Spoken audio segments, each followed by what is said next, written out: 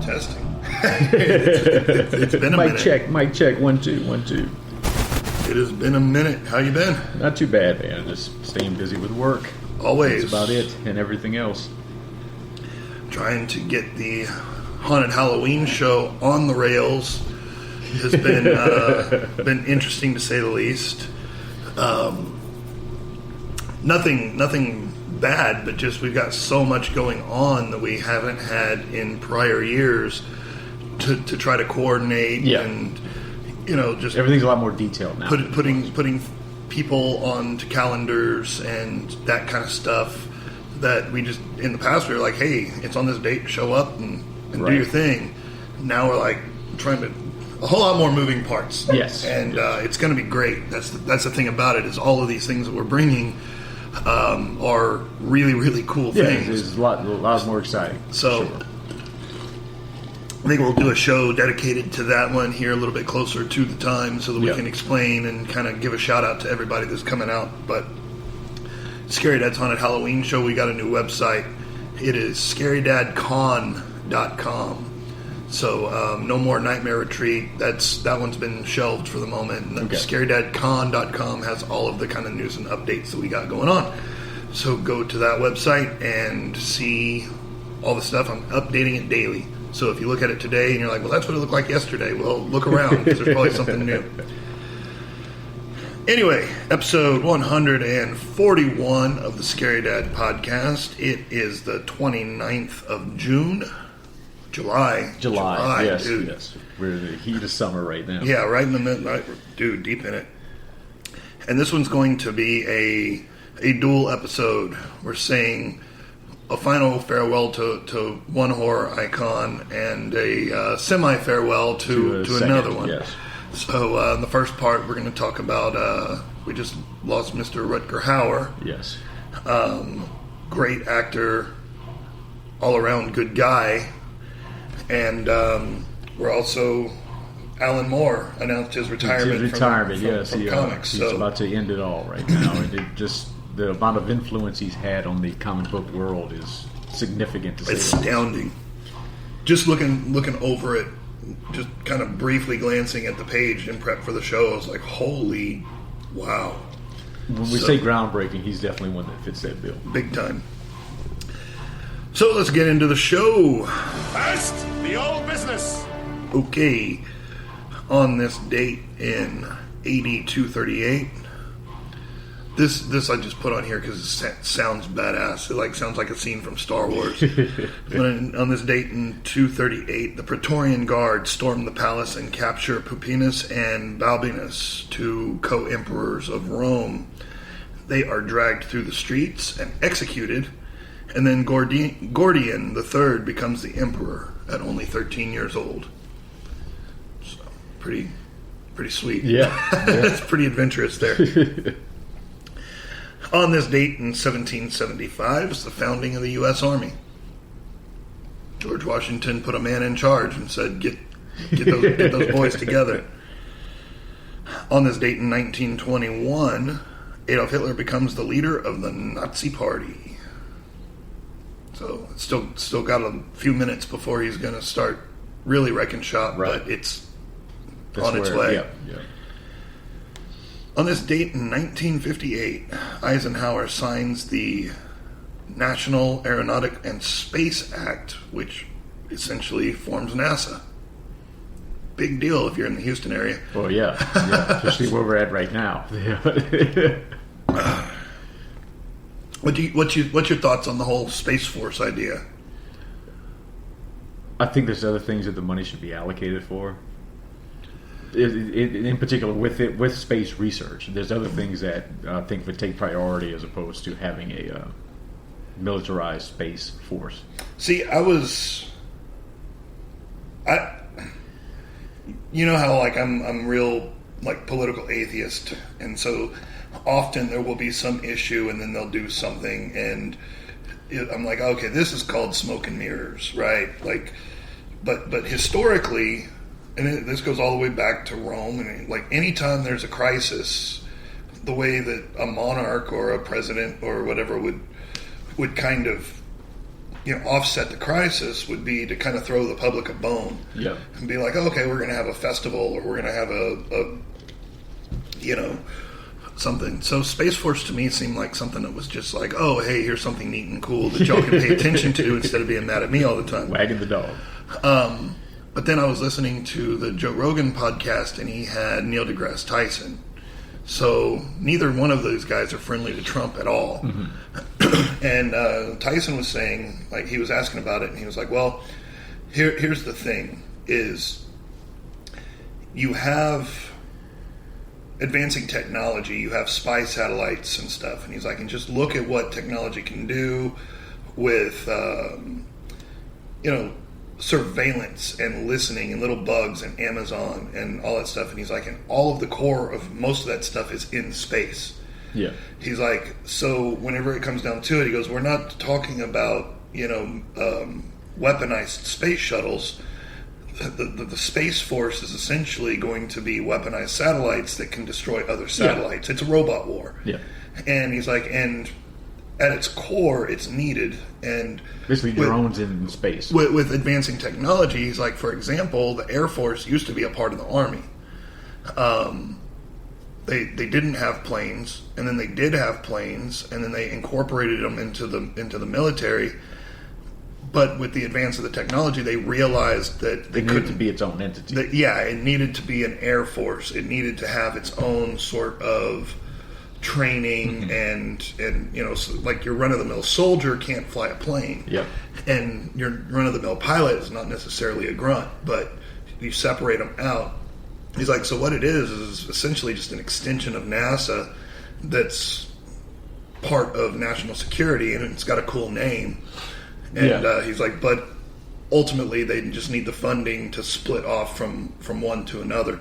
So I was a little bit less cynical about it after that. Yeah, makes sense. That makes sense. Yeah. And I think he's a consultant on the project. Okay. Tyson, anyway. So anyway, and on this date in 1976, the first Son of Sam murder, David Berkowitz in New York. Okay. Crazy son of a bitch. That was a crazy time. I was watching the Zodiac last night, the one with Robert Downey Jr. in it. Mm-hmm. Just the whole time period of the 70s with serial killers and stuff. It's crazy how it kind of took off. It became trendy. Yeah, it did. There's a lot of them then.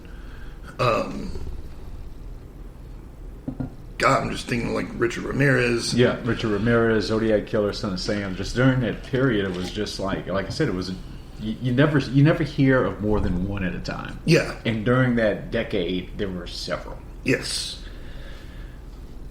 We need to do one of those. We need to revisit that subject again. Right. Yeah, because it's fascinating to me how what changed. What has changed? Because there's crazy people today, just like there were at that time. But for some reason, it became the hot thing to do. Yeah.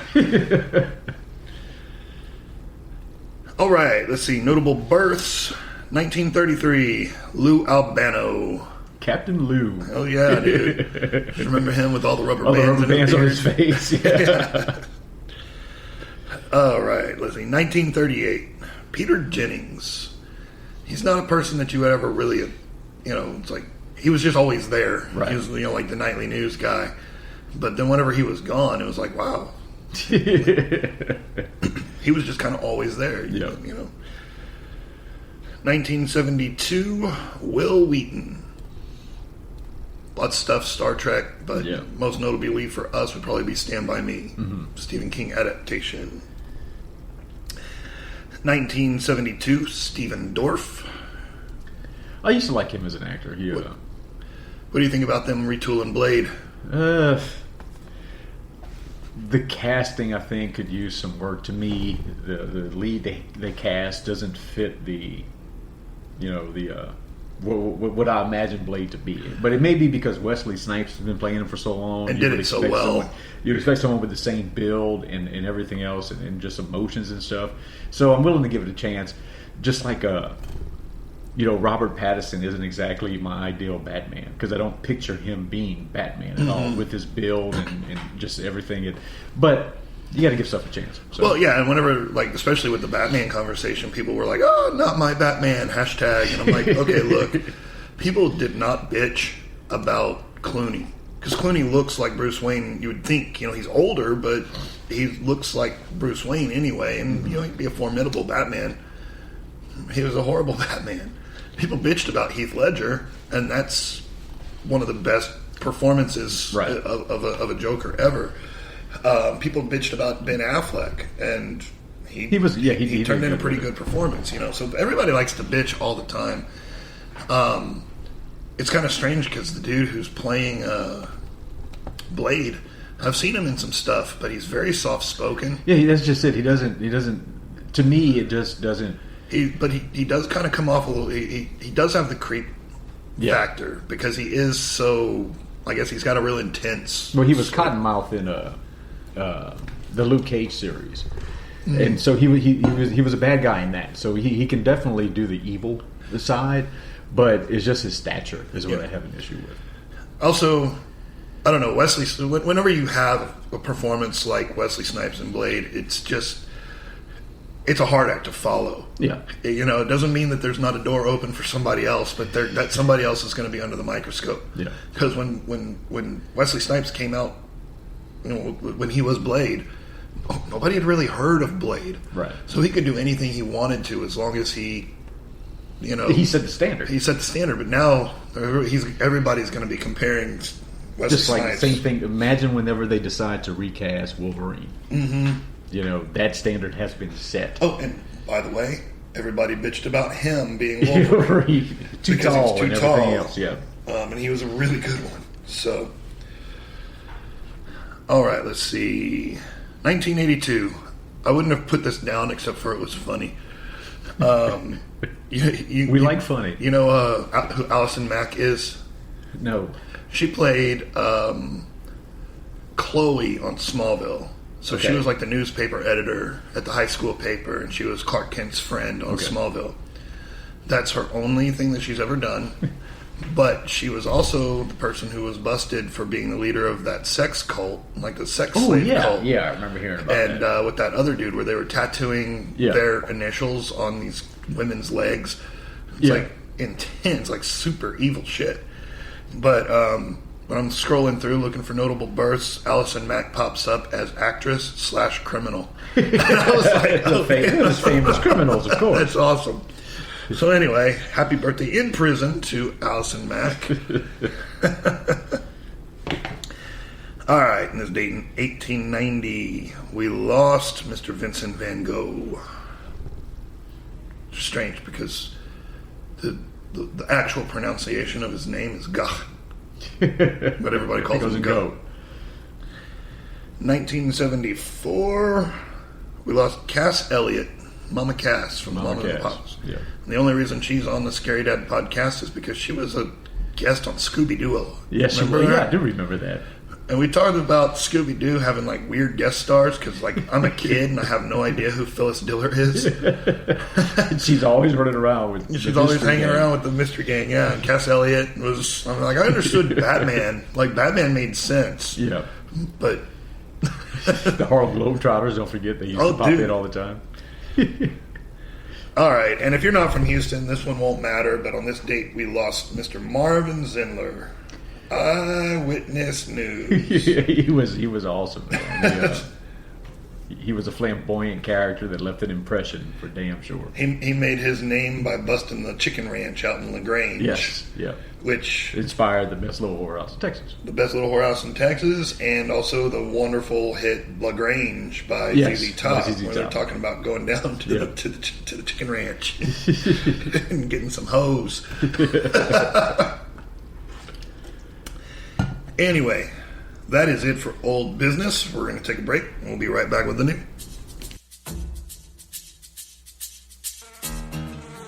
Nick Parker is quick as a snake, strong as a bow, not to mention blind as a bat. Nice doggy. What's your problem? You blind? Yeah. Holy sh**. He came for a friendly visit, Step aside, blind man. but his timing was a little off. Now, a young boy wants his guidance. Did you ever cry? A strong man is never afraid to cry. They've got him, don't they? Where's my son? He's here. He's fine. And the boy's father needs his help. Now, if you want to keep him that way... Unreasonable men make life so difficult. Shoot! The blind Zorro. If you can't handle it, get me somebody that can. Get me Bruce Lee. Bruce Lee is dead. Then get his brother. Rutger Hauer. I also do circumcision. Blind Fury. Alrighty, Mr. Gomez, please. New business is new business, and this is new business. There's a petition out right now. It is currently sitting, I checked it this morning to see, it's currently sitting at 90,000 signatures. It's on change.org. Once they reach 150,000 signatures, they will be sending this petition to the office of the President of the United States to move Halloween to the last Saturday of the month. See, they can't. I mean, I'm not saying that they can't do it, but it's a religious thing. Yeah. Halloween is All Hallows Eve, right? Which is the night before The day All before Saints Saints Day. Yeah, because back home in Louisiana, the day after Halloween, you brought flowers and plants to put on the graves of your loved ones. Mm-hmm. It was they still do it to this day. All the grocery stores and stuff, they have huge sections of right at around Halloween of the plants to bring and put on graves. Right. But yeah, it just is as endeared as so many people are to Halloween, and it's just the tradition behind it being on the 31st every year. And then all this is people that want to have safer trick-or-treating for kids. Well, and that's fine, but here's the fun part about that. You know how we're big into Halloween, but if Halloween falls on a Wednesday, I have a Halloween party on Saturday and Saturday. I celebrate Halloween all week long. Yeah. My kids, I mean, let's put it, if Halloween lands on a weekday, my kids are done by 8 anyway. Yeah. It's like they're little. They go out, they run around, they get tired, and they're done. What their thing is, what they're saying is that it's safer to do it on the last Saturday of October because according to their statistics, there are 3,800 Halloween-related injuries each year. 82% of parents don't use high-visibility aids on their costumes. It's for they don't use reflective tape, glow sticks, finger lights, or light-up accessories. 63% of children don't carry a flashlight. 65% of parents don't discuss Halloween safety with their kids. 70%. And I'm wondering, how do you know 65% of parents don't discuss Halloween safety with their kids? Where are you getting that statistic from? But why would it make it any different if it's on a Saturday? They're still not putting reflective tape on the costumes. So if that is the problem, if anything, there should be less traffic on a Wednesday night. Yeah, because everybody has to work the next day. You're not driving around. Saturday night's when all the drunks are out. Exactly. So it seems to me like they're trying to solve the problem with a completely different solution. Right. But yeah, like if you can't move All Saints Day. And regardless of the fact that we love Halloween so much, you can move trick or treating to Saturday, I guess, if you want. Mm-hmm. But then neighborhoods could just do that themselves. If you're a helicopter parent and you just are really worried about your kids, go petition your HOA and be like, hey, can we do trick or treating on Saturday instead? Right.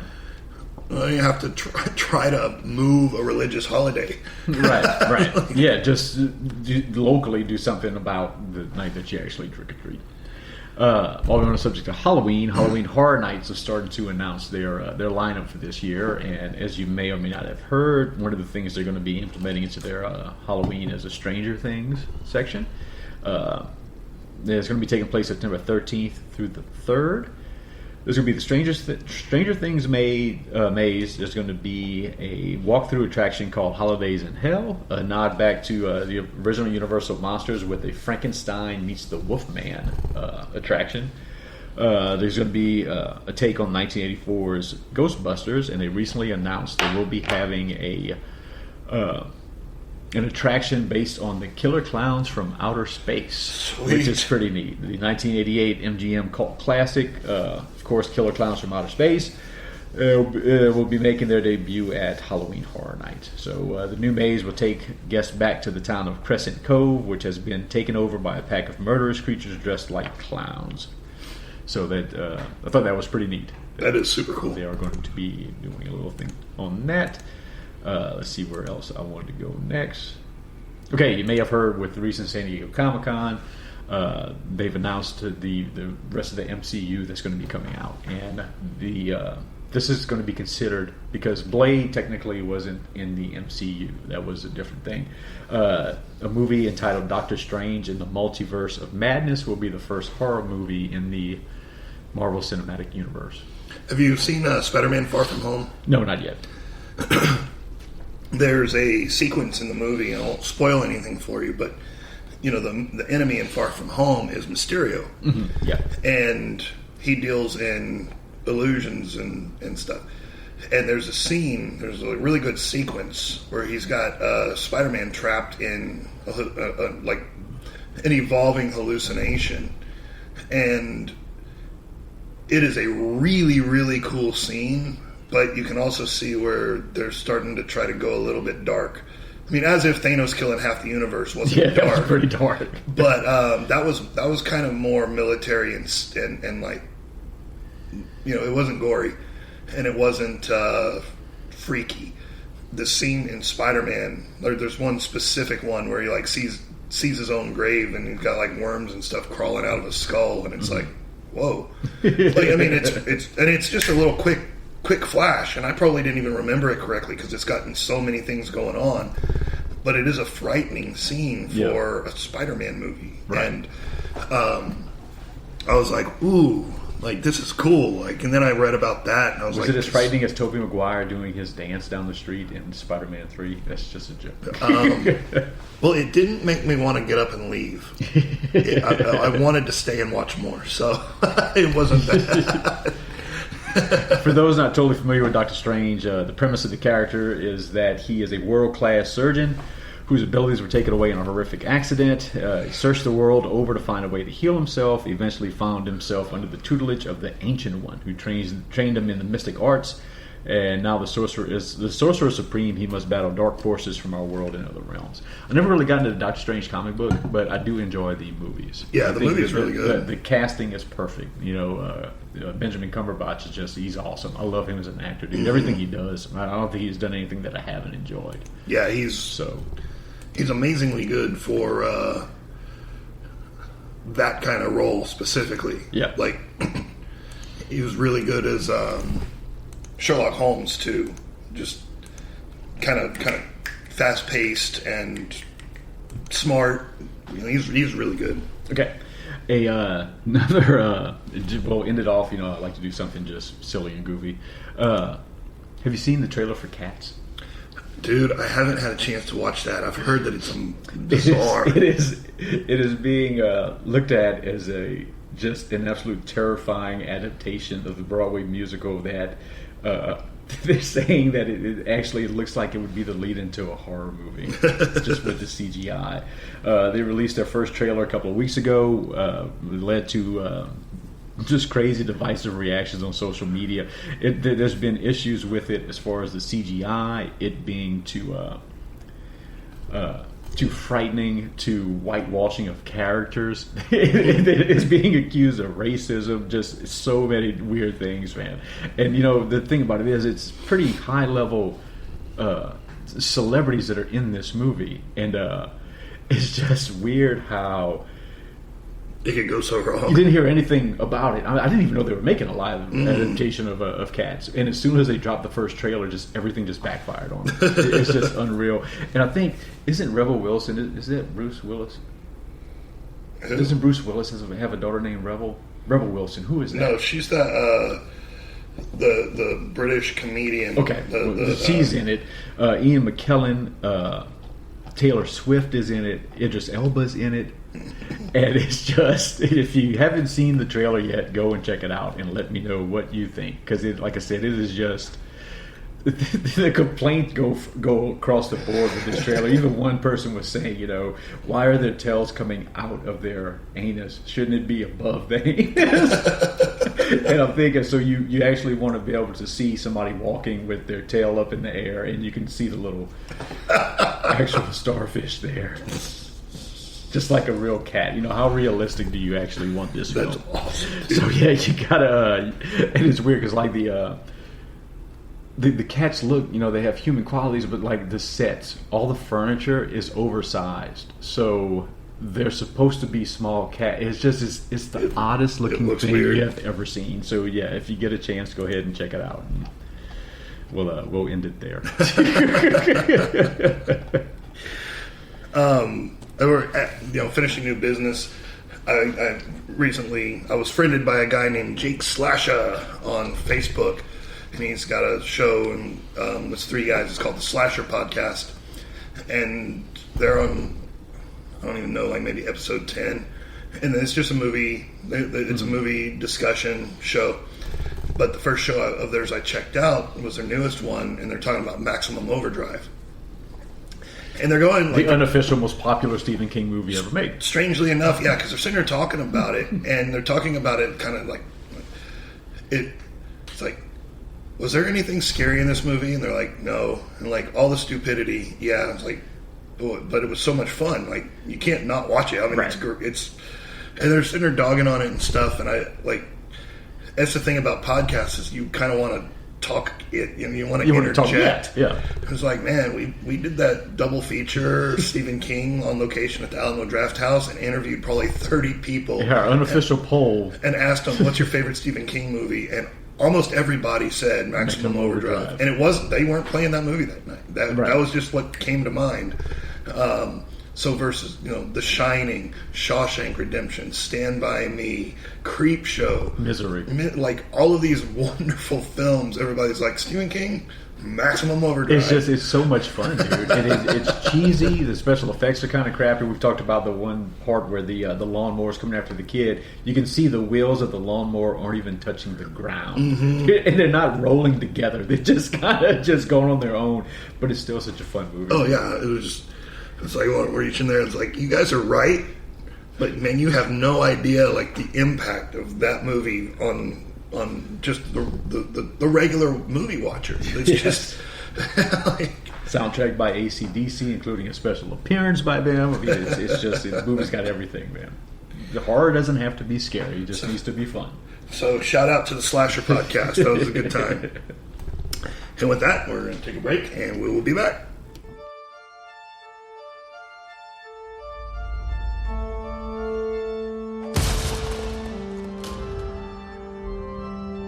Just a matter of time, I suppose.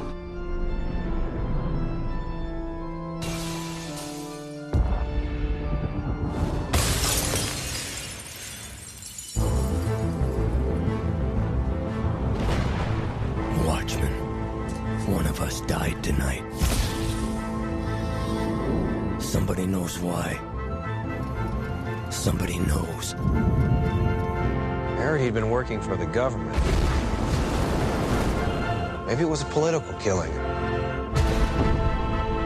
Maybe someone's picking off costumed heroes.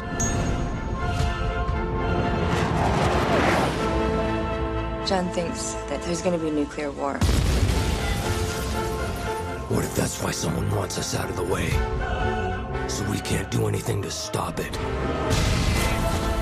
An attack on one is an attack on all of us.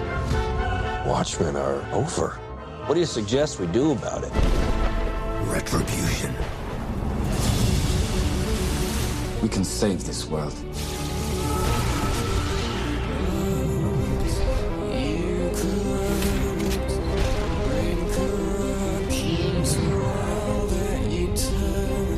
Why would I save the world I no longer have any stake in?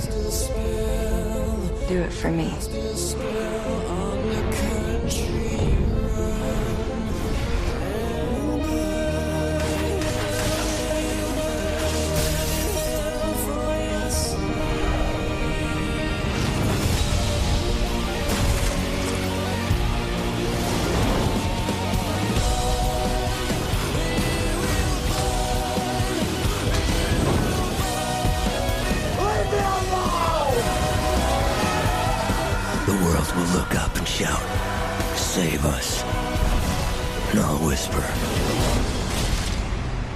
No. Let's reveal some sad news. Yes. Unfortunately, a couple of weeks ago, we found out that we lost one of my favorite actors, whether you call him a character actor or he has leads in several movies. Also, is Rutger Hauer passed away, which was shocking to me. He's one of those guys that he hasn't done a lot of big movies in a while. So, I rewatch his movies all the time. My favorite, of course, like I mentioned to you, being Blind Fury. And that one it has a certain connection from me back in the day because I had a real good friend of mine, Charlie Williams, who lost his eyesight in an offshore accident. And he that was one of his favorite movies. He just loved the idea of Blind Fury. He just thought it was so cool. So I rewatch his movies a lot, but he's young in those movies.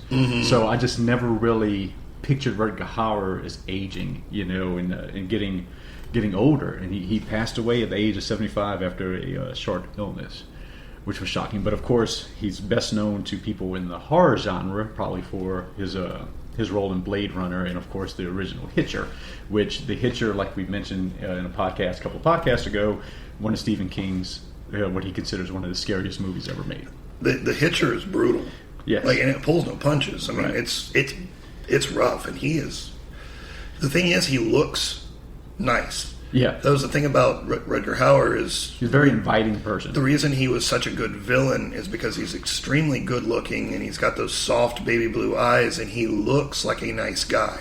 So that whenever he's evil, he goes from being inviting and nice to extremely cold like that. Right. And he's just got this kind of a menace to him. But then, whenever the cameras are off and you see him, like, he's got all the different charities that he did, and he did a lot of humanitarian work, and he was a genuinely nice guy. Right. Excuse me. Well, I see him in The Hitcher, and then, I see him in Blind Fury. Two totally different characters. I mean, the guy was a fabulous actor. For those that don't know Blind Fury, it's an awesome movie about a prisoner of war from Vietnam who lost his eyesight in an explosion. He was captured. He never made it back home after the war was over. He ended up going to live with a group of people, and he was taken under the wing of a martial arts master and taught to sword fight. And it's a funny ass movie. Tex Cobb is in it as one of the main villains. And Tex Cobb, for you guys that don't know the name, I'm sure you know the person. He has been a character actor in so many movies from Beaumont, Texas. He was the motorcycle guy on Raising Arizona. Raising Arizona, yes. So it's probably his most prominent role because he was just so severe, sinister, so out there, throwing that grenade to blow up the bunny. Some other horror movies that he was in. He was in a late adaptation of Salem's Lot in 2004. He played Barlow. He was King Vampire. He was in Sin City. He had a role in Batman Begins, which I don't. He was the. Remember whenever they fired Morgan Freeman, and Bruce was he was playing Playboy, and they were trying to push Bruce out, and they fired Fox. Rutger Hauer was that CFO that was orchestrating all of that. Okay. He was in a movie called Dracula 3 Legacy. He was in one called Hobo with a Shotgun, which I think I might want to try to track that one down on Amazon to see if I can see it. And Dracula 3D. Known probably best is for his role in Blade Runner. Yes. And he was a... in the end, he was a sympathetic character, but all through the movie, he was just crazy as hell. He was scary. Yeah. And I remember that scene where Harrison Ford shoots Daryl Hannah, and she's laying there screaming with a hole in her belly, and like, ah! And that was a scary movie for a little kid. And I remember seeing that at the movie theater back in the day. So I was a little kid when I went to see it. It's one of the first movies I actually remember seeing at the theater was Blade Runner. Because I remember the ticket price was ridiculously cheap. Whenever people always say, "What's the cheapest you ever paid for a movie?" And I always remember $1.35. I remember going to see Blade Runner at the S&E theater for $1.35 back in the day. So, pour one out. Rest in peace, Mr. Rutger Hauer. You will be missed. Yes, and I will be watching Hobo with a Shotgun as soon as possible. All right. I already rewatched Blind Fury. So, secondly, we're not losing him, but the thing about it is, with Alan Moore, exceptional recluse. He does not do appearances. He does not do interviews. He's nowhere to be seen. So, with his retirement, saying he's not going to be working, we're pretty much never going to hear from Alan Moore again. Right. Well, he's going to write novels and stuff. I don't think he's going to work with comics anymore. Okay. I think he'll continue to write. But the thing about Alan Moore is if he says he's going to do something, he's probably not going to turn back on that because he's turned down literally probably tens of millions of dollars for taking his name off of properties such as Watchmen and V for Vendetta for the filming of it. Well, I found out doing some research for this one on Alan Moore. I just there's some things that I didn't know that I wanted to go ahead and find out. There's some. He got screwed over a lot by DC Comics. Oh yeah. And one of the things they got screwed on involves the Watchmen. Something that most people consider his absolute greatest work, his most influential work towards the world of comics. People say that Watchmen made it cool.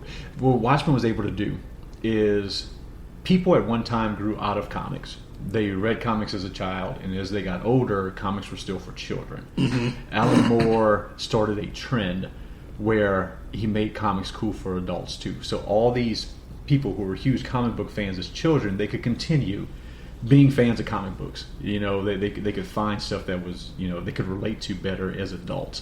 And that's one of the things Alan Moore was able to do. It brought superheroes into the real world. Yeah. And it was a realistic take on them because behind the mask, they're still people, or at least they have to pretend to be people.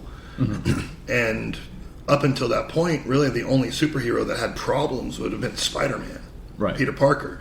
And he was intentionally written that way. And if you listen to Stan Lee talk, they didn't want to do that. They were like, no, superheroes have to transcend all of that. You can't have a teenage kid with problems being a superhero. Yeah. And they put it out, and it was instantly successful. And they're like, okay, well, this formula works. That was really the only one until Watchmen. Yeah. And then you had all these superheroes that have like their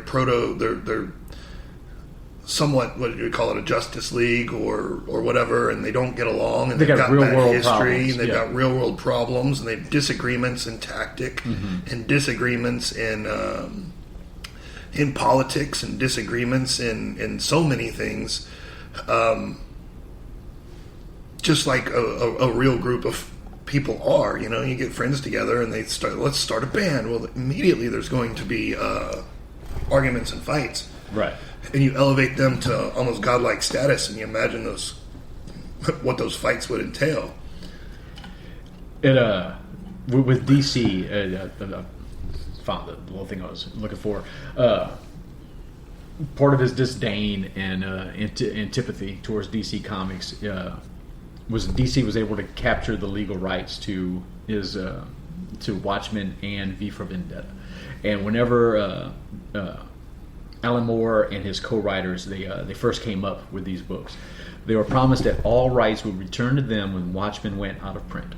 Okay, and it never did. And in 1986, one of the co-creators, a gentleman by the last name Gibbons, was doing an interview with the one and only Neil Gaiman, where he said in 1986, what would be horrendous, and DC could legally do it, is would be to have Rorschach crossing over with Batman or something like that.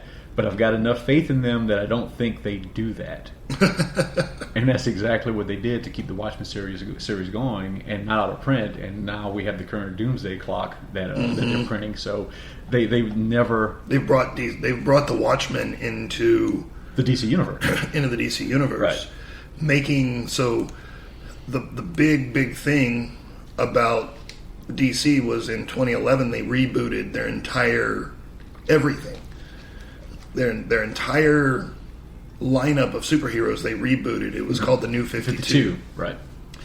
and they rebooted these characters that were how do you say, they were much diminished from their prior selves. They weren't as strong, they weren't as fast, they weren't as super as their previous incarnations.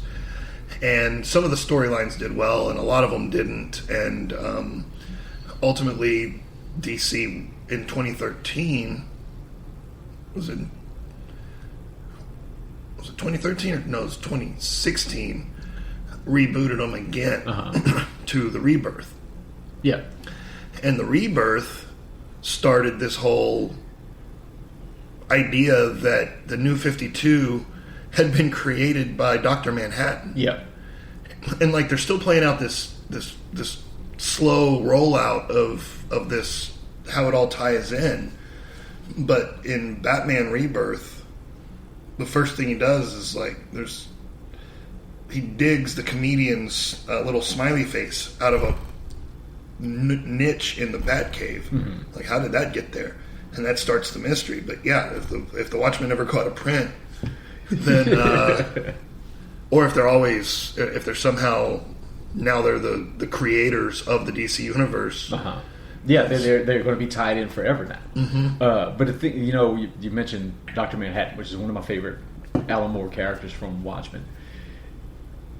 In my opinion, he was an underutilized character across the DC universe. I mean, you're talking about the most powerful being in the world. I mean, he's at Superman level, if not beyond. No, he can just he could demolecularize Superman if he wanted to. He's that much more powerful. And to me, that we should have known. Dr. Manhattan should have had his own series. He should have been crossed over a long time ago. Well, I think there's so many things you could explain by using Dr. Manhattan as far as other worlds. It just. But I think the thing was, because Watchmen was always held to such a high standard, they put it on a pedestal and it lived in its own universe and it didn't cross over. Like all of the supers in Watchmen are analogs to other characters. Yeah. So like the Owl is Batman. Basically. Yeah. And so if you look at the old like Justice Society and their costumes, and the Martian Manhunter kind of looks like Dr. Manhattan, who goes to Mars. Like later on whenever he escapes. So it was a side story in a completely separate universe, and they're only just now bringing it. So I mean, the Watchmen came out in '85. Mm-hmm. Okay, and it's 2019, so it's been a while. It's been a while. Like they could have done all kinds of stuff, and they didn't. But it's exciting to see this HBO show coming and to see where they're going to go for now. Because I took the kids to Half Price Books last weekend just to go do some digging and stuff. And there's an entire Watchmen section now with the HBO series coming out. There's all these. They've reprinted the graphic novel with all the issues from the initial Watchmen series. So yeah, it's a whole new group is going to be introduced to, what I consider one of my favorite comic book series ever. And Alan Moore was not just involved with Watchmen; he was involved with another favorite comic book series of mine is the Swamp Thing. He redesigned the origin story of Swamp Thing to allow it to live for a very, very long time. Yeah, and one thing I didn't know was that Alan Moore was approached specifically by Lin Wayne because Swamp Thing was kind of circling the drain. It wasn't selling well. They needed a refresh, a reboot. And Alan Moore had done so many good things in other areas that Lin Wayne directly went to Alan Moore and was like, hey, tapped him to write Swamp Thing. And Swamp Thing, as soon as Alan Moore took it over, it became a critical and sales success. Mm-hmm. Swamp Thing comics started selling. And it was almost about to be canceled. And so this is kind of neat because after the success of the Swamp Thing, then DC started tapping British writers to take over and reboot series. So that's where they got Neil Gaiman for Sandman. And he also did Black Orchid, who was just like a no-name superhero. Like she'd had like a short-lived series like back in the late 70s. He took and like revamped her and brought her into the now. And then Sandman, who else? Well, anyway, it became Vertigo Comics. Yeah. So Alan Moore's work on Swamp Thing directly impacted and brought us Vertigo, which was the adult imprint. The adult imprint, right, for DC. So, with, it's where you got Preacher from, yeah, which was Garth Ennis. So, which I think didn't he do The Boys? I think so. Yes. Yeah. Yes, he did. Yes, so he did. I was talking to somebody about that while I was at Half Price Books. And Ennis doesn't pull any punches either. Like, he's hardcore. Oh yeah. He definitely goes along with that. And Alan Moore, some other things he did, of course. When you think of Anon, the group of hackers that cause disarray, the one thing you think of is the Guy Fawkes mask, and that is directly from V for Vendetta, right. Which is another one. Alan Moore was an anarchist, by political preference. Mm-hmm. V for Vendetta is an exact, it's his inspiration. That's where his inspiration came from for V for Vendetta, which was a huge movement that still influences people today. Yes. No, go ahead. Oh no! I was just he also did, which is funny because Miracle Man wasn't as successful. Obviously, there's no movies made, but Miracle Man was an Alan Moore thing. Mm-hmm. Another revamp of essentially the Shazam launch to Captain Marvel. Well, Miracle Man, like in V for Vendetta, V is trying to take down a fascist government. In Miracle Man is a fascist leader. Yeah. So, I mean, like, he kind of plays both sides of the spectrum. He doesn't... he just writes good story. Yeah. And whenever you read about, like, when he talks, like, he's like a wizard. he like, his religion is magic with a C. CK at the end. Like, he's... And you just mentioned something. He writes so well that artists are able to take his concepts and do such beautiful work with it. Because he doesn't draw anything; he just writes. He sets the story, and then works with the co-creator, who's an artist, and they are able to take his words and just do such beautiful work with it. Oh yeah, The Watchmen and V for Vendetta. I remember because I was a superhero comic. So The Watchmen were superhero comics, and Watchmen blew me away. I was younger. I was in high school or whatever. Which, I mean, obviously, I'm in that phase between about to be out of comics and so Watchmen was I got the graphic novel, like that and Sandman were like, ooh, I can still enjoy this, and it's not just like cheesy superhero soap operas. It's real stuff, touching real issues and real problems and stuff. It's good. Another one that he's going to be known by the general populace very well for is League of Extraordinary Gentlemen, which is going to be the final issue of that comic book, is what's going to be marking the end of his career in comics. But League of Extraordinary Gentlemen was another groundbreaking comic book series. I didn't particularly care for the movie very much myself, but that's one that a lot of people are familiar with, League of Extraordinary Gentlemen, and one that comic book fans across the board will know of as far as his work goes is The Killing Joke. Yes, Batman's The Killing Joke, which was a huge success. That book was shocking. Yeah, when I remember, I've still got it.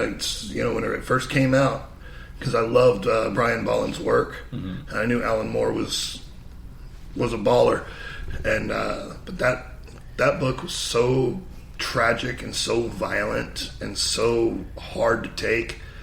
I remember closing that book and just sitting there just being like, oh man, because the Joker's origin story, which it's bizarre to me how then they turned Jason Todd, who was the Robin the Joker killed, into the Red Hood. Like, what?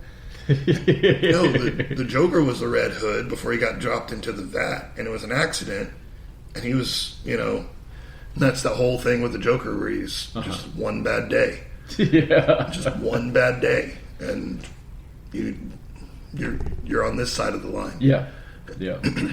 But so that's where I'm at with Alan Moore as far as just his influence on pop culture. We've mentioned before, he was quoted by Alexandria Ocasio-Cortez recently in a tweet that she sent out to her critics, Alan Moore has influenced pop culture, movies, comics, and books for a long time. Well, and there's two that are not well known, but they're both really good. He did two Superman stories. Yeah. One of them's called For the Man Who Has Everything. Yeah. That I've got that story. That's where he's imagines like he's under that plant, that heart plant that gives you your heart's desire. So he's grown up on Krypton and has a wife and son, and it all starts falling apart around him because Batman and Wonder Woman are fighting Mongol on the outside in the Fortress of Solitude, and it's like rocking everything. So in his mind, like Krypton starts falling apart.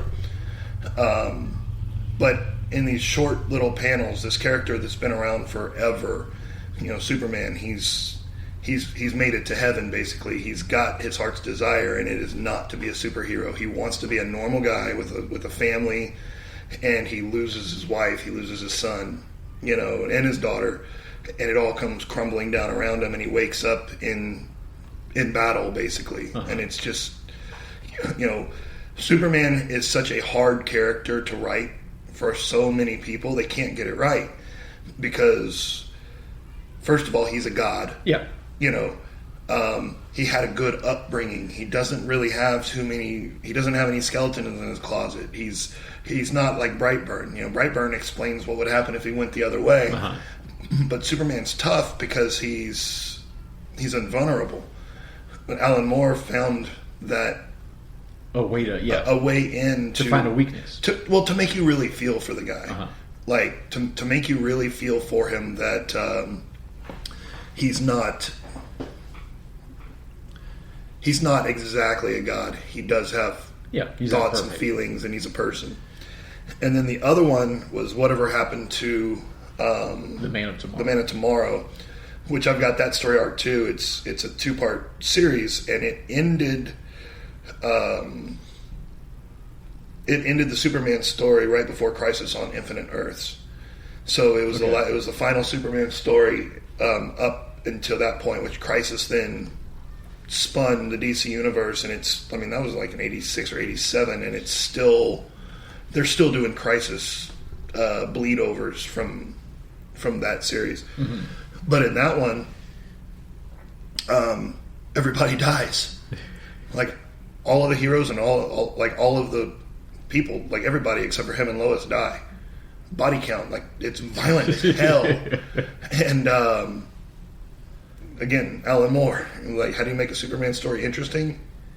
Kill everything around him. Yeah, don't make it predictable. Yeah, it's pretty awesome. So yeah, even his little one shots and side work. There's one Superman story that's I read 20 years ago. It's like heartbreaking just to think about it. I'm like, man, that was a good story. And I've read hundreds of Superman stories, but that one sticks. Right. That's the power of Alan Moore. So, to the career of Alan Moore, well, I think it's going to be time for a retrospective of kind of we do fresh eyes. I might go back and reread a lot of these old stories and just come back with them. Because there's not going to be any more. But yeah, let's have a toast to Mr. Alan Moore. Yep. And we'll call that a show. All right. Hit us up on the Facebook. Hit us up on the website, scarydad.com. Throw us a review. Like and share. Tell your friends about the show. Yeah, we're at episode 141. We don't have any signs of stopping. We got some scheduling conflicts, but we're working through them. Yeah, we're working through them. So we've also had a lot of folks that have stepped up and wanted to be part of the show because of our scheduling issues. So we'll get some fresh faces in here from time to time to kind of keep things fresh and new. And we'll see you next time. Keep it scary. Later.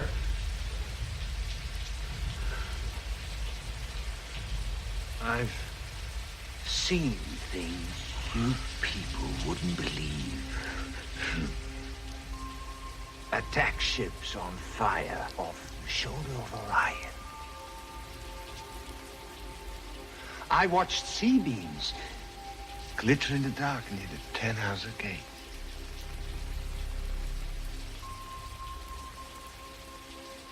all those moments will be lost in time. Like tears in rain. Time to die.